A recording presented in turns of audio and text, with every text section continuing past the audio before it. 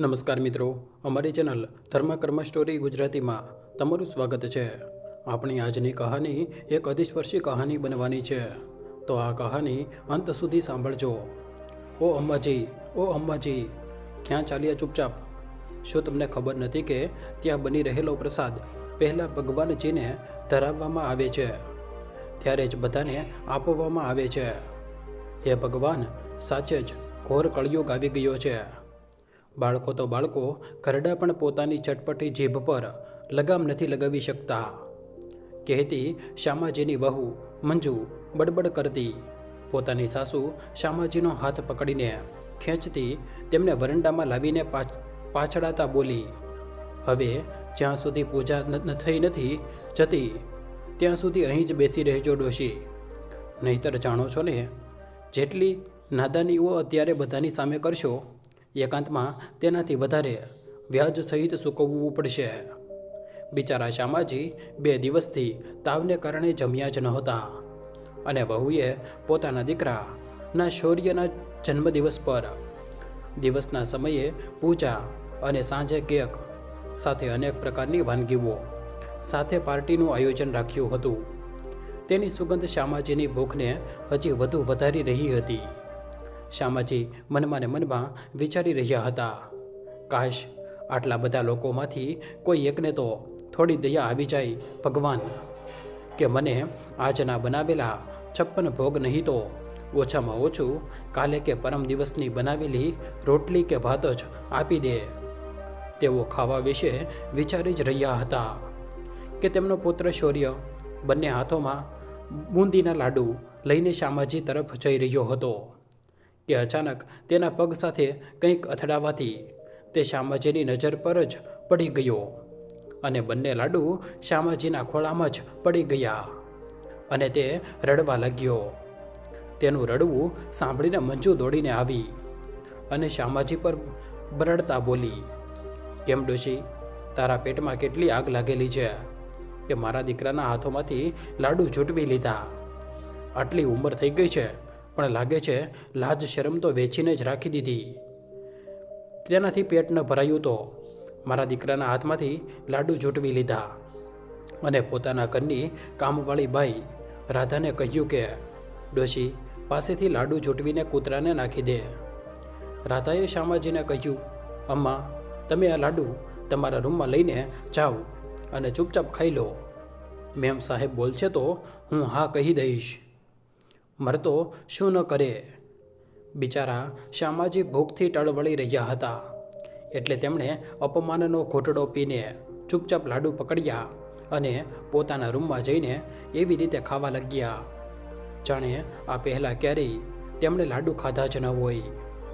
મંજુએ જોયું ડોશી ત્યાંથી ઉઠીને પોતાના રૂમમાં જતી રહી છે, તો તેણે રાહતનો શ્વાસ લીધો કે ચાલો સારું જ થયું, ડોશી અહીં સામેથી ખસી ગઈ, નહીંતર મહેમાનો સામે આવી ફાટેલી તૂટેલી ડોશી આવી જાય તો મને જ શરમ આવવા લાગે છે। એમ કહીને તે રસોડામાં એ જોવા જતી રહી કે બધું જમવાનું તો બની ગયું ને, કારણ કે થોડી જ વાર પછી પૂજા શરૂ થવાની હતી। મંજુએ તે દિવસે રેશમી સાડી, સોના અને હીરાના દાગીના પહેર્યા હતા, એવી લાગી રહી હતી જાણે સ્વર્ગની પરી હોય। જે પણ મહેમાન આવતું તેના વખાણ કર્યા વગર રહી જ ન શકતું, અને મંજુ મનમાં ને મનમાં હરખાતી રહેતી। બસ પૂજા શરૂ થવાની જ હતી કે શ્યામાજીની દીકરી કવિતા પણ ત્યાં પહોંચી ગઈ, જે વિદેશમાં રહેતી હતી। તેણે પોતાના આવવાની જાણકારી કોઈને પણ નહોતી આપી। તે તો પોતાના ભાઈ, ભાભી અને માને સરપ્રાઈઝ આપવા માંગતી હતી, પરંતુ આ શું, તે તો પોતાના પિયરમાં આવીને પોતે જ સરપ્રાઈઝ થઈ ગઈ। તેના પિયરમાં પૂજા કરાવવામાં આવી રહી છે, અને તેને તો ખબર જ નહોતી। તેને જોઈને મંજુ પણ હેરાન રહી ગઈ। તેણે કહ્યું, અરે દીદી, તમે તો આવવાના હતા, એમ કહીને તમે તો અમને કોઈ ખબર જ ન આપી। જો તમે જણાવી દેત તો હું કોઈને લેવા માટે મોકલી દેત। કવિતા હસીને બોલી, અરે નહીં ભાભી, કોઈને મોકલવાની શી જરૂર છે? આજકાલ ટેક્સી ગાડીઓ મળે છે, અને તમારા ભણેલા ગણેલા લોકો માટે ગાડી બુક કરાવી કયું મુશ્કેલ કામ છે? એમ કહીને તે પોતાનો બધો સામાન પકડીને ઘરની અંદર જવા લાગી. ત્યારે મંજુ બોલી, અરે દીદી, તમે રહેવા દો ને, તમારો સામાન રાધા અંતર કરી દેશે. કવિતાએ હસીને કહ્યું, કેમ ભાભી, રાધાને કોઈ કામ નથી કે શું? જે તે માત્ર મારું જ કામ કરતી રહેશે? અને પોતાનો સામાન બેગ ઉઠાવ્યો અને મામા કહેતી પોતાની માના રૂમમાં ચાલી ગઈ. બિચારા શ્યામાજી પોતાના જ ઘર હોય કે દેશ દુનિયામાંથી પર, કોઈનાથી ન પ્રેમ ન વેર. આ રીતે પોતાની વેરાન જિંદગી સાથે પોતાની પથારી પર બેઠા પોતાના પગના નખ તોડવાનો નિષ્ફળ પ્રયાસ કરી રહ્યા હતા. તેમના કપડાં એટલા ગંદા હતા અને જગ્યાએ જગ્યાએથી ફાટેલા હતા અને તેમાંથી દુર્ગંધ પણ આવી રહી હતી. તેમના નખ એટલા વધેલા હતા કે ક્યારેક ક્યારેક તેમના હાથ પગ અંદરો અંદર અથડાવાથી જ લોહી નીકળી આવતું. પરંતુ તેમને વગર ચશ્માએ બરાબર દેખાતું પણ ન હોવાને કારણે તેઓ પોતાના નખ પોતે કાપી પણ નહોતા શકતા. કવિતાએ પોતાની માને આવી ખરાબ હાલતમાં જોઈ તો તેની આંખોમાંથી આંસુ રોકાવાનું નામ જ નહોતા લઈ રહ્યા. તે પોતાની મા પાસે ગઈ અને તેમને ગળે વળગીને ઘ્રુસકે રડવા લાગી. શ્યામાજીનું દર્દ પણ ઘણા દિવસો પછી પોતાની દીકરીને પામીને તેને ગળે વગળતા જ પૂરની જેમ તેમની આંખોમાંથી સમુદ્રની ઊંડાઈ સુધી ઉમટી પડ્યું.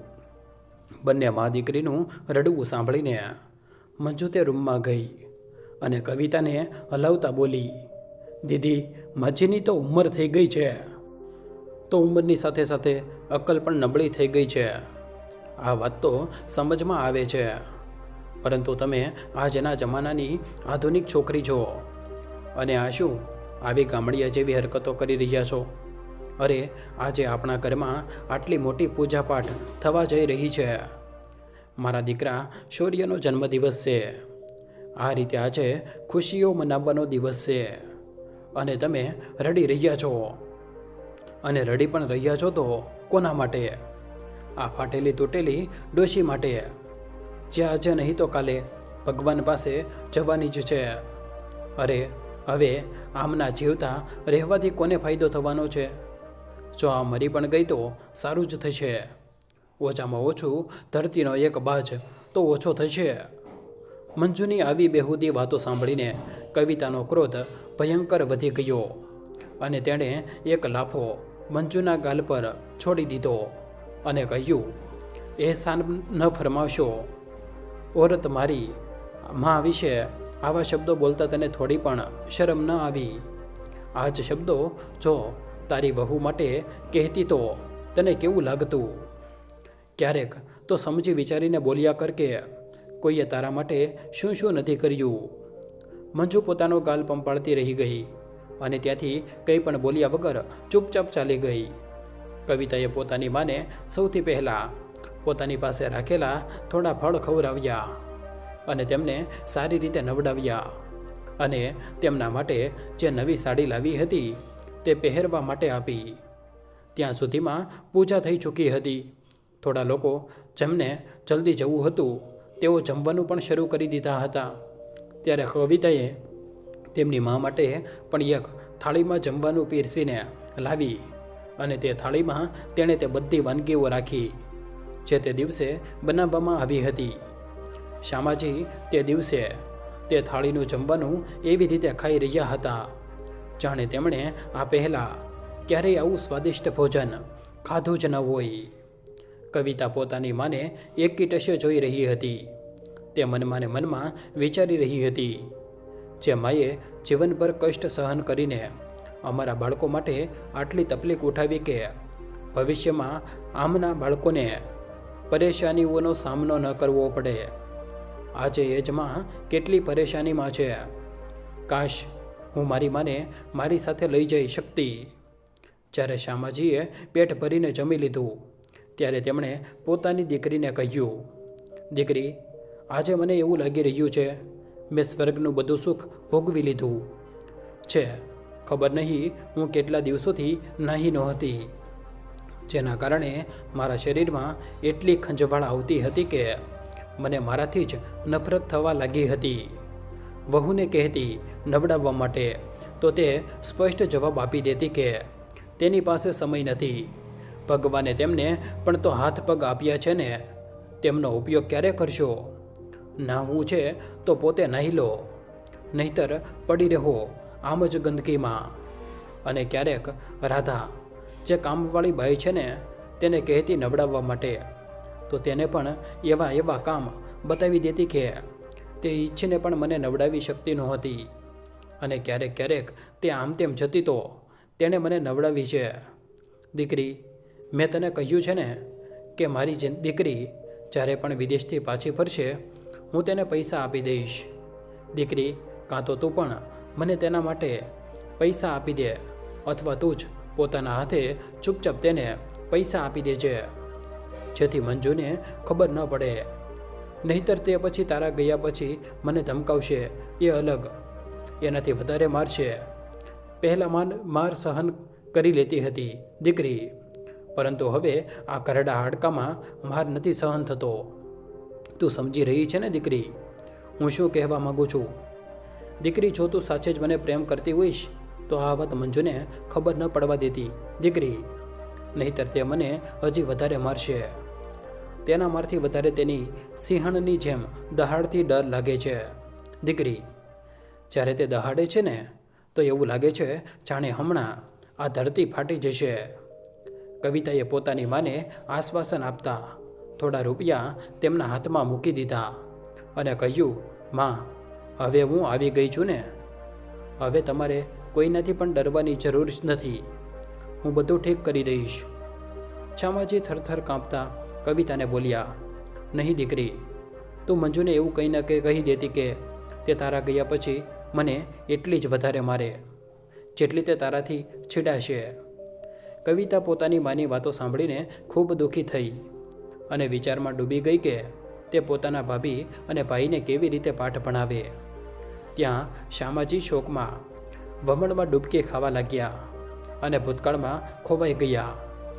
જે રહસ્યને આજ સુધી તેમણે પોતાના બંને બાળકો, દીકરી અને કવિતા અને દીકરા મુકેશને પણ આજ સુધી નહોતું જણાવ્યું. જ્યારે શામાજીની બહેનપણી નંદિની અને તેના પતિનું એક માર્ગ અકસ્માતમાં મૃત્યુ થઈ ગયું હતું, ત્યારે તેની દીકરી મંજુ માત્ર 1 વર્ષની જ હતી. અને જ્યારે શામાજી પોતાના પતિ સાથે નંદિનીને મળવા હોસ્પિટલ ગયા હતા, ત્યારે નંદિનીના છેલ્લા શ્વાસ ચાલી રહ્યા હતા. તેણે જેવો શામાજીને જોયા તો આટલા લોકોની ભીડમાં માત્ર શામાજીનું નામ લઈને જ બોલાવ્યા. જ્યારે શામાજી તેની પાસે ગયા તો નંદિનીએ પોતાનો હાથ શામાજીના હાથ ઉપર રાખ્યો અને કહ્યું, શામા, તું મારી સૌથી સારી અને વિશ્વાસપાત્ર બહેનપણી છે. મને તારા પર પૂરો ભરોસો છે, એટલે હું તને વિનંતી કરું છું કે તું મારી દીકરી મંજુના માથા પરથી ક્યારેય પોતાનો હાથ નહીં હટાવે. હંમેશા તારો આશીર્વાદ ભરેલો હાથ મારી દીકરીના માથા પર જ રાખીશ. શામા, જલ્દીથી મને વચન આપ, કારણ કે મારી પાસે સમય ખૂબ ઓછો છે. તું મારી દીકરીને હંમેશા તારી સુરક્ષામાં રાખીશ ને શામા? મને વચન આપ શામા. જ્યારે શામાજીએ હા નંદિની, હું તારી દીકરીનું હંમેશા ધ્યાન રાખીશ એટલું જ કહ્યું હતું અને નંદિનીના પ્રાણ પંખેરું ઉડી ગયા. ત્યાં તેના પતિનું પણ તે જ સમયે મૃત્યુ થઈ ચૂક્યું હતું. તે દિવસથી મંજુને શામાજીએ જ દત્તક લઈ લીધી. પોલીસવાળાઓએ જ્યારે નંદિની અને તેના પતિનો રિપોર્ટ પોસ્ટમોર્ટમ માટે મોકલ્યો તો એ પણ લખ્યું કે તેમની 1 વર્ષની દીકરી પણ છે, પરંતુ તે 1 વર્ષની દીકરી ક્યાં રહેશે, તેને કોણ સંભાળશે, તે કોની પાસે રહેશે? ત્યારે શામાજી પાસે આવ્યા અને બોલ્યા, સર, નંદિનીએ પોતાના જીવનના છેલ્લા સમયે પોતાની દીકરી મંજુની જવાબદારી મને સોંપી છે, એટલે આજથી મંજુ મારી 3જી દીકરી બનીને રહેશે. ત્યારે ત્યાં હાજર પોલીસવાળાઓએ તેમને કહ્યું, શામાજી, તમે જેટલું બહાદુરીનું કામ કર્યું છે કદાચ કોઈ એક ઝટકામાં કરી શકે છે, પરંતુ હા, તમારે થોડા સરકારી કાગળોમાં સહી કરવી પડશે. કારણ કે અમે પણ કાયદાના બંધનમાં બંધાયેલા છીએ. એક નકલ તમે અમારી પાસે રાખજો અને એક નકલ પોલીસ સ્ટેશનમાં જમા કરી રહેશે. કારણ કે તમારા પણ પોતાના 2 બાળકો છે. આમ તો જેના બાળકો હોય છે તેમને બાળક દત્તક નથી આપવામાં આવતું. શું ખબર તમે હમણાં તો લાગણીઓમાં વહીને આ નાની બાળકી પર દયા ખાઈને તેને દત્તક લેવાનો નિર્ણય લઈ રહ્યા છો. પરંતુ શું ખબર સમય આવવા પર તમે જ તેની સાથે સાવકું વર્તન કરવા લાગશો. તે દિવસે તમારા માટે બિલકુલ પણ સારું નહીં હોય. એટલે તમે એક સોગંદનામું લેખિતમાં પણ આપો કે તમે આ બાળકી સાથે જીવનભર તેની માની જેમ રક્ષા અને પ્રેમ આપશો. શ્યામાજીના મનમાં તે સમયે પોતાની બહેનપણી માટે ખૂબ જ હમદર્દી હતી અને મંજુની માસુમિયત જોઈને તો તેમનું કાળજું કપાતું હતું. તેમના મનમાં મંજુ પ્રત્યે નિસ્વાર્થ પ્રેમ હતો. એટલે તેમણે તરત જ એક સોગંદનામું બનાવ્યું અને તે બધી વાતો તેમાં લખી દીધી, જે કમિશનર સાહેબે જણાવી અને બધા દસ્તાવેજ જમા કરીને મંજુને પોતાના ઘરે લઈ આવ્યા. શ્યામાજી અને તેમના પતિએ 3 બાળકોમાં ક્યારેય ભેદભાવ ન કર્યો. પરંતુ મંજુ જેવું 5મા ધોરણ સુધી ભણી ત્યાર પછી મંજુના કાકા અને તેના મોટા બાપા લોકોએ વાંધો ઉઠાવ્યો કે મંજુને પોતાની પાસે રાખીને નાની સ્કૂલમાં નહીં પરંતુ બોર્ડિંગ સ્કૂલમાં ભણાવો, નહીંતર અમે તમારા પર કેસ કરી દઈશું. શ્યામાજી ઠરિયા સીધા સાદા. તેમની આવક એટલી વધારે નહોતી કે તેઓ 3 બાળકોને બોર્ડિંગ સ્કૂલમાં ભણાવી શકે. એટલે તેમણે જ્યારે મંજુને તેનો વિચાર પૂછ્યો તો તેણે પણ હા કહી દીધી. કારણ કે મંજુના કાકા કે મોટા બાપા તેની સ્કૂલમાં જઈને તેની ઊંધી છીતી વાતો જણાવતા રહેતા કે તેને શ્યામાજી બરાબર નથી રાખતા અને પોતાના બંને બાળકોને કેવી રીતે પોતાની પાસે રાખીને ખવડાવે છે. અને તું તો કેટલી ભોળી છે. તું જો બોર્ડિંગ સ્કૂલમાં ભણીશ તો ત્યાં તને અલગ અલગ પ્રાંતના લોકો મળશે, અલગ અલગ ભાષા શીખીશ અને તને કોણ ચાલાક છે અને કોણ સમજદાર છે એ પણ ખબર પડી શકશે. બસ પછી શું હતું? મંજુએ જીદ કરી દીધી કે તેણે બોર્ડિંગ સ્કૂલમાં જ ભણવા જવું છે. એટલે મંજુની જીદને પૂરી કરવા માટે શ્યામાજી અને તેમના પતિએ તેનું બોર્ડિંગ સ્કૂલમાં એડમિશન કરાવી દીધું. બોર્ડિંગ સ્કૂલમાં જતાં જ મંજુના તેવર બદલાઈ ગયા. હવે મંજુ શ્યામાજી અને તેમના પતિને પાપા મમ્મી નહોતી કહેતી, કારણ કે તેના કાકા અને મોટા બાપાએ તેને ખોટું શિક્ષણ આપવાનું શરૂ કરી દીધું. હવે મંજુની ઉનાળાની રજાઓ પડતી કે કોઈ તહેવારની રજા પડતી, તેના કાકા કે મોટા બાપા શ્યામાજી પહેલાં જ તેને તેની બોર્ડિંગ સ્કૂલથી પોતાની ઘરે લઈ જતા અને જ્યારે તેની ફી ભરવાનો વારો આવતો તો મંજુને કહેતા કે શાબાને ફોન કરજે. અને મંજુના મનમાં તેમણે શ્યામાજી અને તેમના પતિની વિરુદ્ધ એવું ઝેર ઘોળી દીધું હતું કે તે તેમને બિલકુલ પણ પસંદ નહોતી કરતી. તેમણે મંજુને એ વાત જણાવી દીધી હતી કે મંજુની મમ્મી અને તેના પાપાનો જીવ શ્યામાજીના કારણે જ ગયો છે. એટલે મંજુ શ્યામાજીને પોતાના દુશ્મન સમજતી હતી, કારણ કે મંજુની મમ્મી નંદિનીએ પોતાના સાસરિયાઓ પર ભરોસો ન કર્યો, પરંતુ પોતાની બહેનપણી પર ભરોસો કરીને પોતાના અંતિમ સમયે મંજુની જવાબદારી શ્યામાને આપી હતી. બસ તેઓ લોકો તેનો જ બદલો લેવા માંગતા હતા. એટલે મંજુને બોર્ડિંગ સ્કૂલમાં જેવી મરજી તેવી રીતે રહેવા માટે ઉશ્કેરતા રહેતા હતા. મંજુ પણ ખૂબ ખોટો ખર્ચ કરવા લાગી હતી. એટલે બીજી બાજુ શ્યામાજી આખો દિવસ નાના બાળકોને ટ્યુશન ભણાવતા અને રાત્રે લોકોના કપડાં સીવતા. ત્યાં તેમના પતિ ઓવરટાઈમ કામ રોજ જ કરતા, જેથી આવક વધુમાં વધુ થઈ શકે. મહેનત વધુ અને પૌષ્ટિક ભોજન ન મળવાને કારણે તેમના પતિને નબળાઈ ખૂબ આવી ગઈ હતી અને એક રાત્રે બધા લોકો રાત્રે જમીને સૂતા તો સૂતા જ રહી ગયા. તેમને રાત્રે હાર્ટ એટેક આવવાને કારણે તેમનું મૃત્યુ થઈ ગયું અને કોઈને ખબર પણ ન પડી. બિચારા શ્યામાજીના પતિના મૃત્યુથી તૂટી ગયા, પરંતુ મંજુને તેમના દુઃખ કે સુખથી કોઈ લેવા દેવા નહોતી. મંજુને તો તેમને હેરાન કરવામાં જ મોટી મજા આવતી હતી. જ્યારે મંજુનું ભણતર પૂરું થઈ ગયું અને મુકેશ પણ પોલીસ વિભાગમાં નોકરી કરવા લાગ્યો, ત્યારે મંજુના કાકા અને મોટા બાપાએ શ્યામાજી પર દબાણ બનાવ્યું કે તે મંજુને જ પોતાના ઘરની વહુ બનાવે. હવે શ્યામાજીએ તેની માને તેના અંતિમ સમયે વચન તો આપ્યું હતું, એટલે પોતાના વચનનું પાલન કરવા માટે તેમણે ખુશી ખુશી તેને પોતાના ઘરની વહુ બનાવી લીધી. મંજુ હવે શ્યામાજીની વહુ બનતા જ તેમના ઘરની બધી લગામ પોતાના હાથમાં લઈ લીધી. હવે મંજુની જેવી મરજી પડતી તે એવી રીતે જ ઘરને ચલાવવાનો પ્રયત્ન કરતી. હવે આવી કવિતાના લગ્નની વારી.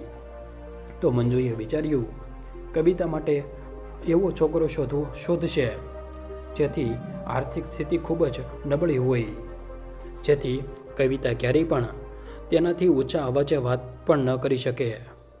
તેણે પોતાના જ ક્લાસનો એક છોકરો, જેનું નામ નીરજ હતું, તે છોકરો કોલેજમાં પણ સાયકલ લઈને જતો હતો. તેને જોઈને બધા લોકો તેની મજાક ઉડાવતા હતા. મંજુએ વિચાર્યું, જો કવિતાના લગ્ન તેનાથી કરાવી દેશે તો કવિતા ગરીબીના મારને કારણે હંમેશા માથું નીચું કરીને જ રહેશે. અને એક દિવસ એવો આવ્યો કે મંજુએ કવિતાના લગ્ન નીરજ જેવા ગરીબ છોકરા સાથે કરાવી દીધા. કવિતાએ તેને પોતાનું નસીબ સમજીને ખુશી ખુશી અપનાવી લીધો.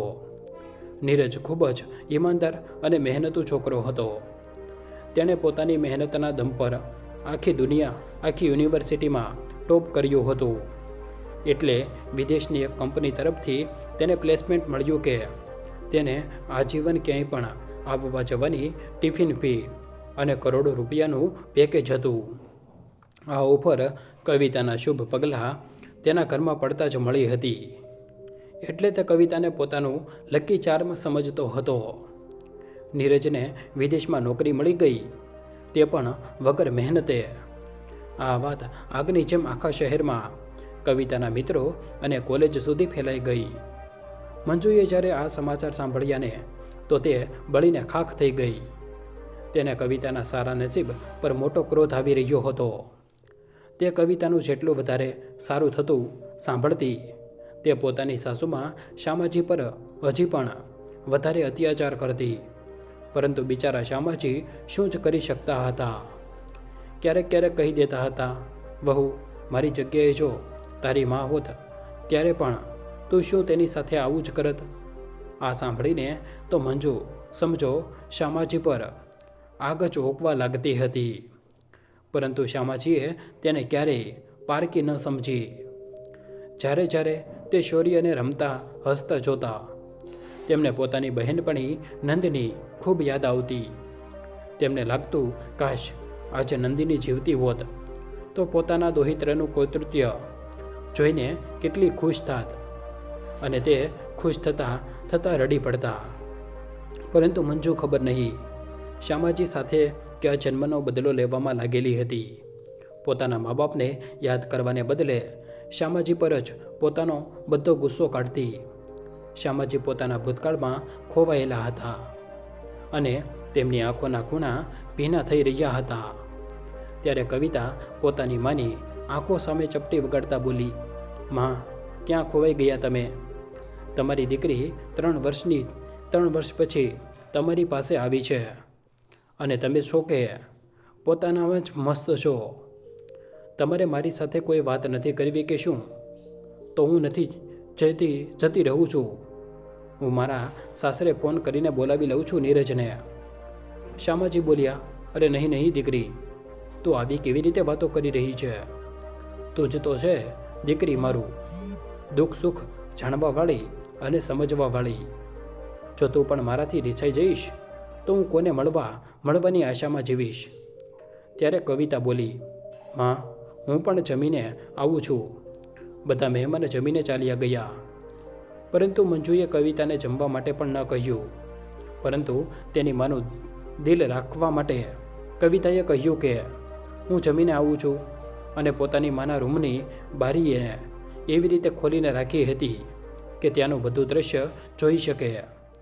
કવિતા જેવી જ જમવા બહાર ગઈ, મંજુ ઝટપટ શ્યામાજીના રૂમમાં ગઈ અને તેમનું મોઢું દબાવતા, પોતાની મોટી આંખો ગુસ્સાથી કાઢતા તેમનું મોઢું પૂરું ભીંસી દીધું. શ્યામાજી કણસતા રહ્યા, બંને હાથોથી તરફડતા રહ્યા. તેમના નખના નિશાન મંજુના હાથમાં લાગી ગયા. જ્યારે નખના નિશાન જોરથી લાગી ગયા ત્યારે તે તેમનું મોઢું છોડીને વાળ પકડીને રૂમમાં જ ઘસડવા લાગી. એક તો ઘણા દિવસો સુધી ન તો તેમના માથામાં તેલ લાગ્યું હતું, ન તો કાંસકો ફેરવાયો હતો, એટલે વાળ ખૂબ જ નબળા થઈ ગયા હતા. એટલે ઘણા બધા વાળ મંજુના હાથમાં જ આવી ગયા. શ્યામાજીના વાળ ઉખડી જવાને કારણે કણસતા રહી ગયા અને જોર જોરથી રડવા લાગ્યા. મંજુએ જોયું શ્યામાજીનો અવાજ બહાર સુધી જઈ રહ્યો છે, તો તેમણે તેમના મોઢામાં કપડું ઢૂંસી દીધું. બિચારા શ્યામાજી લાચાર, બેબસ, નિઢાલ જેવા ભોંય તળિયે પડ્યા રહ્યા. કવિતાએ એ જ બારીમાં પડદાના કિનારે પોતાનો મોબાઈલનો વિડીયો ઓન કરીને છોડી દીધો હતો અને એક મોબાઈલ પોતાના હાથમાં રાખી લીધો હતો, જેથી મંજુએ વાતથી નિશ્ચિત રહે કે ક્યાંક કવિતાએ પોતાનો મોબાઈલ રૂમમાં જ તો નથી છોડી દીધો ને. તે સમય સુધી મુકેશ ઘરે નહોતો, કારણ કે તે દિવસે તેના વિસ્તારમાં કરફ્યુ લાગ્યો હતો, એટલે તે 24 કલાક ઓન ડ્યુટી રહેવાનો હતો. હવે કવિતા પાસે તો પાક્કો પુરાવો મળી ગયો હતો. તેણે વિચાર્યું, મંજુને બધી સચ્ચાઈ તેના ભાઈની સામે જ બતાવીશ. એવું વિચારીને તે નીરજ સાથે પોતાના સાસરે ચાલી ગઈ. પોતાના ઘરે જતાં જ કવિતાએ પોતાનો મોબાઈલ ટેબલ પર રાખી દીધો. ત્યારે તેની દીકરી નિયા આવી અને મોબાઈલ રમાડવા લાગી અને ભૂલથી તે વિડીયો કવિતાના ભાઈ મુકેશને મોકલી દીધો. મુકેશ તે સમયે ડ્યુટી પર હતો. તેણે જોયું દીદીએ કંઈક મોકલ્યું છે, પરંતુ તેણે તે સમયે તે વિડીયો ન જોયો. ત્યારે કોઈ બીજા સિપાહીએ તેના કામનો વિડીયો મોકલ્યો. તેને જોવા માટે જ્યારે તેણે તે વિડીયો જોયો તો તેને તો એવું થઈ ગયું જાણે સાપ ગૂંચી ગયો હોય. ત્યારે ત્યાં હાજર કર્મચારીઓ તેને કહેવા લાગ્યા, સર, શું થયું? સર, તમે આમ ચૂપ કેમ થઈ ગયા? શું થયું સર? કંઈ ખોટી વસ્તુ જોઈ લીધી કે શું તમે? મુકેશ કોઈને કંઈ ન બોલ્યો અને પોતાના ઘરે ચાલ્યો ગયો. તેણે ઘરમાં જઈને જોયું તો મંજુ પોતાની કાકી સાથે ખડખડાટ હસીને વાતો કરી રહી છે અને પહેલા દિવસવાળી બધી વાતો જણાવી રહી છે અને કવિતાને વારંવાર જાહિલ ગામડિયા કહી રહી છે. પછી તે સીધો પોતાની માના રૂમમાં ગયો. ત્યાં જઈને જોયું તો શ્યામાજીના વાળ ભીના છે, તેમનું શરીર ઠંડુ પડી ચૂક્યું છે, શ્વાસ બંધ થઈ ગયા છે અને હાથ પગમાં જીવ જ નથી. તે માં કહીને જોરથી પોંક મૂકીને રડી પડ્યો. મુકેશનો અવાજ સાંભળીને મંજુ પણ દોડીને શ્યામાજીના રૂમમાં આવી. તેણે જોયું શ્યામાજી નીચે ભોંય તળિયે પડ્યા છે. ત્યારે કે તે તો હંમેશા પથારી પર સૂતા હતા. તે જેવી જ શ્યામાજીના હાથને પકડવા ગઈ, મુકેશે ઈશારાથી તેને ના પાડી દીધી. મંજુ દંગ રહી ગઈ કે મુકેશ તેને હાથ લગાવવાથી કેમ ના પાડી રહ્યા છે અને તેણે મોબાઈલ તરફ ઈશારો કર્યો. જ્યારે મંજુએ મોબાઈલ ખોલીને જોયું તો તેના તો પગ નીચેથી જમીન જ સરકી ગઈ, કારણ કે મંજુ રોજ જ મુકેશને કહેતી હતી કે તે શ્યામાજીનું ખૂબ સારી રીતે ધ્યાન રાખે છે, એટલે મુકેશ પોતાની મા તરફથી નિશ્ચિત થઈ ગયો હતો. પરંતુ તે વિડીયોએ બધી સચ્ચાઈ સામે લાવી દીધી હતી. મુકેશે કવિતાને મેસેજ કર્યો કે આપણી માએ કોઈનો અત્યાચાર સહન નથી કર્યો અને હવે આપણને બધાને છોડીને આ દુનિયામાંથી હંમેશા માટે ચાલી ગઈ છે, એટલે જલ્દીથી તેમના અંતિમ દર્શન કરવા આવી જા. કવિતાએ જ્યારે તે મેસેજ વાંચ્યો તો તેને મજાક લાગી. તેણે મુકેશને ફોન લગાવ્યો. ફોન મંજુએ ઉપાડ્યો. તેણે જણાવ્યું કે હા, સાચી વાત છે. હવે અંબાજી નથી રહ્યા. કવિતાનું તો લોહી ઉકળી રહ્યું હતું મંજુ માટે, પરંતુ આવા ગમગીન માહોલમાં વાતનું વતેસર કરવાનું તેણે યોગ્ય ન સમજ્યું.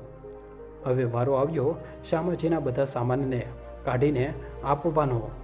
તો કવિતા અને મુકેશે બધો સામાન તો કાઢી દીધો, પરંતુ શામાજી પાસે એક નાનકડી ચંદનના લાકડાની બનેલી પેટી હતી.